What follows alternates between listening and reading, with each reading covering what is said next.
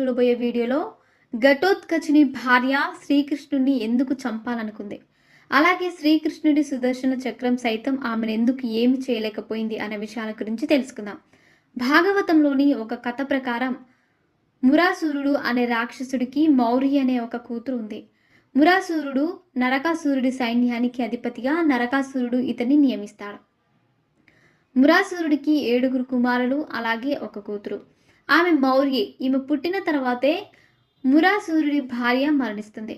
మురాసురుడు అతని 7 కుమారులు నరకాసురుని సైన్యంతో కలిసి దేవతలను అలాగే భూలోకంలో ఉండే మానవులను హింసిస్తూ ఉండేవారు. ఒకసారి దేవతలు శ్రీకృష్ణుడి దగ్గరికి వెళ్ళి వారు చేస్తున్న అన్యాయాల గురించి చెబుతారు. అప్పుడు శ్రీకృష్ణుడు నరకాసురుని సంహరిస్తానని వారికి మాట ఇస్తాడు. అప్పుడు శ్రీకృష్ణుడు సత్యభామతో కలిసి నరకాసురుడితో యుద్ధం చేయడానికి వెళ్తాడు.